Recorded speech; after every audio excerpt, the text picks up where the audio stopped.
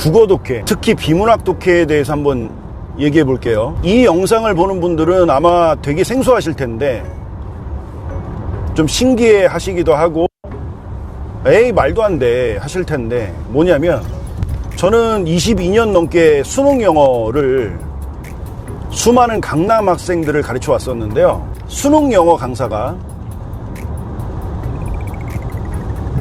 수능 국어의 비법에 대해서 얘기하고자 합니다. 그래서 아마 주의하십시오. 오른쪽이 신기하시기도 하고 의구심이 들 겁니다. 그런데 아마 끝까지 들어보세요. 왜냐하면 제가 지금부터 얘기하고자 하는 국어의 비법은 두 가지 이유에서 여러분들 실력 향상, 등급 향상에 반드시 도움될 거라고 확신합니다. 첫 번째 이유는 잘 생각해 보세요. 국어 독해나 영어 독해, 독해라는 측면에서는 하나도 다를 게 없습니다. 국어 지문을 영어로 써놓으면 그게 영어 독해 지문이 되고, 영어 독해 지문의 해석을 우리말로 쫙 정리해 놓으면 그게 국어 독해가 되죠. 물론 국어 독해가 영어 독해에 비해서 지문의 양이 훨씬 더 분량이 길고 대체로 좀 더 어려울 뿐이죠. 그런데 독해라는 측면에서는 하나도 다를 게 없습니다. 두 번째 이유, 그러니까 저는 수능 영어 전문 강사니까 비단 수능 영어뿐만 아니라 같은 언어라는 측면에서, 독해라는 측면에서 제가 여태까지 그동안 가르쳤던 학생들이 국어 공부를 어떻게 하고 있는지, 잘 하고 있는지를 항상 묻고 답하고 했었는데, 그래서 많은 학생들을 통해서 검증된 얘기이기 때문에 분명히 도움이 될 겁니다. 끝까지 들어보세요. 국어 비문학 독해 첫 번째 비법, 그 첫 번째 비법을 설명하기 전에 한 가지를 더 얘기해야 될 것 같아요. 사실은 이 영상의 가장 핵심 중에 한 가지가 이건데, 지금부터 제가 하는 얘기에 대해서 혹시 국어 선생님이, 국어 강사분께서 이 영상을 보신다면 절대 오해하지 마세요. 끝까지 듣고 판단해 주세요. 국어 선생님보다 더 잘하실 거예요. 국어는, 우리말은 끝까지 들어봐야 알죠. 고3들이나 N수생들은 잘 알고 있을 거예요. 그렇게 용하다는, 그렇게 잘 가르친다는 1타 강사들, 스타 강사들, 정말 유명한 국어학원들 다 찾아가 봤는데, 근데 한번 물어볼게요. 여러분들이 원하는 답이 있었습니까? 즉, 그게 현장 강의든 인강이든 그 강의를 통해서 점수가 획기적으로, 등급이 획기적으로 올랐어요? 올랐다면 이 영상 볼 필요 없고요. 근데 제가 여태까지 경험했던 대부분의 학생들은 대다수가 크게 도움받지 못했다. 아니, 정확히 이렇게 표현했습니다. 선생님, 제가 고1, 2 때는 몰랐는데 고3이 되고 보니까 이게 국어 비문학 독해가 큰일 났어요. 선생님, 저 어떻게 해야 돼요? 다른 과목은 1등급, 1등급 다 등급이 나오고 점수가 나오는데 국어 비문학만 그렇게 점수가 안 올라요. 등급이 안 올라요. 제가 이 영상을 찍게 된 계기도 올해 서울대를 목표로 하고 있는 어느 재수생이 제 오늘 영어 수업 강의가 끝나고 나서, 선생님 저 고민이 있어요. 선생님 다른 건 다 1등급 나오고 잘 나오고 있는데 국어 비문학이 등급이 안 올라요. 선생님 저 어떻게 해요? 수능 116일 남았는데. 라는 오늘 질문을 받았거든요. 상담을 받아서, 아, 이거는 그 학생뿐만 아니라 전국에 있는 고3 N수생들에게 얘기해 주면 좋겠다 해서 제가 영상을 찍게 된 건데, 아무튼 아까 하던 얘기 이어나갈게요. 아무리 학원을 찾아가고 아무리 인강을 많이 들어봐도 점수가, 등급이 점처럼 오르지 않죠. 즉 본인이 원하는 답이 없죠. 왜 없는지 아세요? 첫 번째, 저도 학창시절에 그랬고 제가 경험했던 수많은 학생들의 입에서 나온 얘기들도, 증언도 그랬고, 국어는 원래 혼자 공부하는 거예요. 우리말이잖아요. 그러니까 저는 이 얘기예요. 발상 자체가 잘못됐다. 뭔가를 얻으려고 그 국어 선생님의 수업을 듣는 것 자체가 잘못됐다. 그러니까 거기엔 답이 안 나오는 거예요. 이 얘기 분명히 공감하는 학생도 굉장히 많을 거예요. 근데 그냥 공부를 어설프게 해본 학생들은 아마 별로 공감하지 못할 거고, 왜냐면 열심히 안 했기 때문에 그 선생님 수업이 진짜 좋은 수업인지, 제대로 진짜 실력이 있고 잘 가르치는 선생님인지 뭐 이런 판단도 제대로 못했을 테고, 그리고 그만큼 치열하게 공부를 안 했기 때문에 충분히 공감이 안 되겠지만, 공부를 정말 정성으로 신경 써서 해봤다면 공감하실 거예요. 아무리 찾아가 봐도 답이 없었죠. 첫 번째 이유는 얘기했죠. 뭔가가 있겠으려니, 그리고 나는 이렇게 급하기 때문에 나한테 정말 구세주와 같은 강의가 있겠으려니 라는 마음으로 가서 듣다 보니까 당연히 없는 거죠. 왜냐면 국어 공부는 어차피 혼자 하는 과목이기 때문에 그 어떤 선생님도 여러분들에게 획기적인 도움을 줄 수는 없습니다. 그 다음 두 번째 이유가 있는데, 혹시 또 오해가 있을까봐, 이게 오늘 영상이 전국의 국어 선생님들을 까는, 국어 선생님들의 모든 수업은 다 소용없다 이렇게 알아들으실까봐 저까지 포함해서 얘기할게요. 영어 독해도 마찬가지예요. 제가 아무리 잘 가르친다 하더라도, 22년 동안 수많은 강남 학생들을 가르쳤다 하더라도, 제 영어 수업을, 제 독해 수업을 들으면 수능 독해 성적이 오른다? 말도 안 되는 얘기예요. 저는 학생들에게 단 한 번도 그렇게 가르친 적이 없어요. 본인은 공부를 열심히 안 하는데 그냥 저한테만 목매다는 거예요. 그러니까 본인은 공부하기 싫고 열심히 할 생각이 없고 한데 그냥 고3이니까, N수생이니까 그냥 학원만 왔다 갔다 그냥 수업만 듣는 거예요. 그러면 오히려 그 선생님, 그 학원 수업 때문에 오히려 점수가 더 떨어집니다. 되게 웃기는 거죠. 왜냐하면 수능이던 세상의 모든 종류의 공부는 결국 공부는 혼자 하는 것이고, 혼자 그 자기 스스로 얼마나 치열하게, 얼마나 정성껏, 얼마나 열정적으로, 얼마나 집중해서 제대로 공부했냐 안 했냐가 가장 중요한 거거든요. 근데 본인은 그런 과정을 다 생략하고 본인은 공부하기 싫고 그냥 수업만 듣는 거다. 그러니까 어떤 도움도 안 되는 거죠. 그래서 그 선생님 수업의 진짜 효과를 누리려면, 자, 그 국어 선생님이 비문학 독해 수업을 하실 때 첫 문장부터 마지막 문장까지, 첫 단락부터 마지막 단락까지 한 단락 한 단락을 어떻게 분석하고, 어떻게 읽어내고, 어떻게 정리해내고, 어떻게 모든 단락을 붙여 읽는지, 즉 어떻게 맥락 독해를 하는지를 잘 듣고 그대로 집에서 연습해야 돼요. 뭘 연습하냐? 그 선생님이 아까 제가 지금 방금 전에 얘기했던 것처럼 글을 분석하고 이해하고 요약해내고 핵심을 이끌어내고 단락과 단락을 붙여서 읽는 걸 그대로 집에서 재현해보고 연습해보고 또 읽어보고 또 읽어보고, 그래서 그와 완전 다른 새로운 내용의 지문에 그 선생님의 가르침을 적용해보고 그대로 읽어보고, 사실은 이것만이 국어 비문학 독해 점수와 등급을 올릴 수 있는 유일한 방법입니다. 근데 너무 막연하고 추상적이니까 제가 앞에서 하려는 얘기 다시 해줄게요. 국어 비문학 독해 등급 향상의 첫 번째 비법은 자기 스스로의 깨달음입니다. 뭐라고요? 자기 스스로의 깨달음. 아니, 한번 생각을 해보세요. 제가 다른 영상에서도 여러 번 얘기했다시피 소위 킬러 문항, 중킬러 문항, 정말 어려운 고난도 문제를 그 국어 선생님이 학생들 앞에서 시원하게, 아주 명쾌하게 술술술술 풀어내고 읽어내려면 그 선생님은 최소한 7년, 10년, 20년 이상을 수능 국어 하나에만, 한 우물만 파시고 모든 자기의 시간과 노력과 인생을 갈아 넣으셨다고요. 그래서 술술술술 읽어내고 명쾌하게 답을 찾아낼 수 있는 거예요. 근데 그걸 여러분들이 수업 몇 번 이렇게 들어보고, 선생님 잘 가르치신다. 그러네, 끄덕끄덕.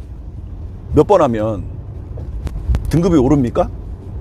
조금만 생각해도 알 수 있는 말도 안 되는 어불성설이죠. 그 자체가. 말도 안 되는 얘기죠. 즉, 그 깨달음을요. 국어는 이렇게 읽어내는 거구나. 이렇게 문장을 분석하고 이렇게 이해를 이끌어내고 이렇게 함축적인 의미, 함의를 읽어내는 것이구나. 이건 잘 들으세요. 여러분 스스로 깨달으셔야 된다고. 한 예로서 여러분들 어렸을 때부터 지금까지 책을 읽어본 적 있죠. 독서. 결국 비문학 독해는 독서잖아요. 명칭도 바뀌었죠. 독서로. 그게 그런 이유예요. 한 권의 책을 읽었을 때, 야, 이렇게 깊은 뜻이 있었구나. 이게 이런 말이구나. 와 같은 깨달음. 뭐 일종의 유레카. 이렇게 깊은 뜻이 있었구나. 바로 그겁니다. 그 깨달음을 어떤 학원 강사나 인간 강사의 도움으로, 물론 도움을 받을 수는 있겠지만 스스로 깨달아야 된다고요. 제가 아까 그 상담한 학생한테 뭐라고 그랬냐면, 모든 대한민국의 강사들은 일종의 도움이다. 너에게 글을 읽는 방식을, 글을 읽는 법을 가르쳐주는, 방식을 가르쳐주는 일종의 도움일 뿐이지 주객이 전도돼서는 안 된다.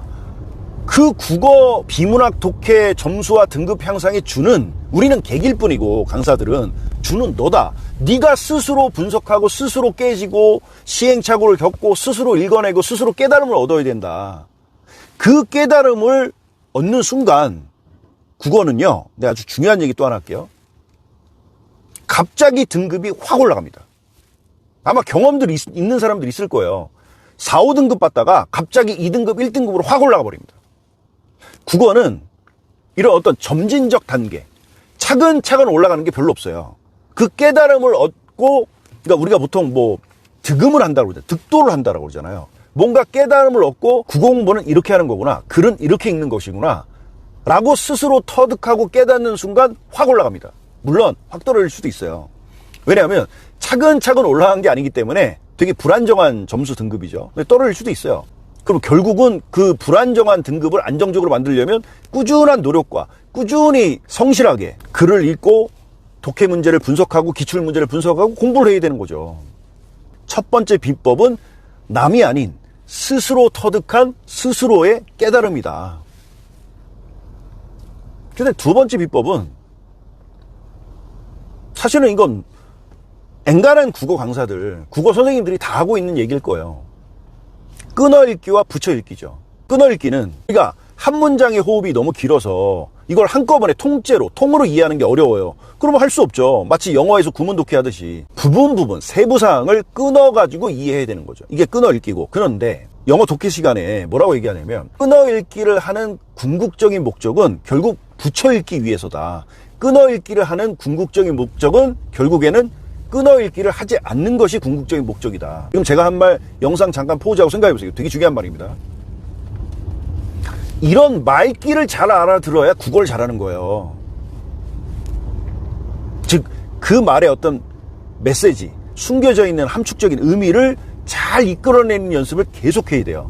그게 국어 비문학 독해의 또 다른 핵심입니다. 아니, 생각해보세요. 그 호흡이 긴 문장을 부분 끊어서 끊어 읽는 근본적인 목적이 뭡니까? 결국은 한 문장을 통째로 자연스럽게 유기적으로 연결해서 읽으려고 하는 거잖아요. 그 다음 붙여 읽기. 첫 번째 문장과 두 번째 문장, 국어 같은 경우에는 단락과 단락을 결국에는 연결해서 붙여서 읽는 게 굉장히 중요하죠. 제가 오늘 수업을 8시간 넘게 풀 강의를 뛰고 와서 발음도 잘 안 되고 너무 힘들어서 몰골도 초췌하고 좀 그러네요. 좀 이해해 주세요.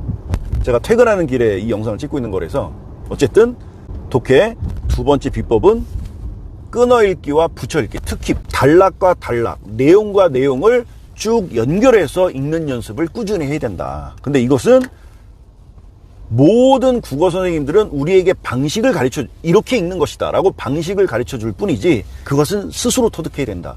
스스로 터득하는 것이, 스스로 깨닫고 터득하는 것이 가장 안정적인 독해 점수와 등급을 올릴 수 있는 비법이다. 그 다음 제가 주차장으로 들어왔는데 세 번째 얘기하고 마무리할게요. 여러분들이 국어 공부할 때 이게 뭐 삼각형, 네모 이런 표시 하잖아요. 하지 마세요. 그런 걸 보통 이제 구조 독해라 하는데, 사실은 그런 것보다 훨씬 더 중요한 게 그 문장 속의 세부적인 내용, 필자가 이런 말과 이런 단어들을 통해서 우리 독자들에게 결국은 어떤 의미를 강조하고 전달하려고 했는지, 그 깊이 있는 메시지, 함축적인 의미, 함의를 정확히 이끌어내고 읽어내는 연습을 하셔야 돼요. 제가 막 지금 아까도 얘기했지만 너무 지금 피곤해가지고 막 카메라도 내려오고 막 그래서 엉망진창인데, 어떤 이런 외부적인 사항을 보지 마시고 내용을 좀 들어주세요. 제가 전달하고 싶은 건 이 내용이니까요. 그 다음에 이제 마지막으로 너무나 뻔한 사실인데, 사실 근데 이건 지금 116일 정도 남은 고3 N수생 입장에서는 좀 힘든 얘기이긴 하지만, 그러니까 이 영상을 고1, 2 중등부 학생들이 보고 있다면 명심해야죠. 결국에는 영어든 국어든 어휘력이 바탕되지 않는 독해는 일종의 모래성과도 같다. 언제 무너질지 모른다. 어휘력이 탄탄해야 돼요. 그러니까 평상시에 어릴 때부터 어휘력을 탄탄히 쌓아놨어야죠. 지금 고3 같은 경우에는 언제 어휘력을 쌓습니까? 지금 시간도 없는데. 그러니까 고3 어쩔 수 없어요. 본인이 지금 공부하고 있는 지문, 기출문제의 지문 중에서 단 한 개라도 모르는 어휘, 자기한테 익숙치 않은 어휘가 나오잖아요. 완벽히 공부하고 넘어가야죠. 그래서 그 어휘를 공부할 땐, 예를 들면 제가 이 며칠 동안 학생들에게 가르쳤던 영어 독해 지문 중에, 뭐 이건 다른 영상에서도 얘기했지만, 뭐 저널리즘 혹은 공유지, 뭐 이런 단어들이 중심 소재로 등장한 지문들을 가르쳤는데, 여러분들 한번 떠올려 보세요. 자, 이제 주차를 해놓고 이거 마무리는 한번 잘 해볼게요. 공유지가 무슨 뜻인지 한번 생각해 보세요. 공유지 그럼 막연하잖아. 이게 머릿속에 어떻게 떠올라야 되냐면, 자, 첫 번째, 어떤 문장이나 어떤 어휘를 딱 읽었는데 이게 좀 뭔가 추상적이고 머리에 확 안 들어와요. 그럴 때는 첫 번째, 이 방법을 생각해 보세요. 사례를 떠올리셔야 돼요. 예시. 자, 공유지 그러면 뭐 한강이 될 수도 있고, 뭐 수변공원 혹은 설악산, 관악산, 이런 국가에서 운영하는, 공적으로 운영하는 곳들, 이게 공유지죠. 그 다음 두 번째, 그 의미가 추상적이고 머릿속에 확 안 들어올 때 또 다른 또 하나의 꿀팁, 역발상, 정반대의 사례를 떠올려 보세요. 공유지의 반대의 사례는 뭡니까? 사유지죠. 그러니까 사유지는 어떤 영어로 표현하면 personal, private property죠. 이건 내 거잖아요. 개인의 것이고, 이게 사유지고, 그거와 정반대되는 개념이 공유지의 개념이다.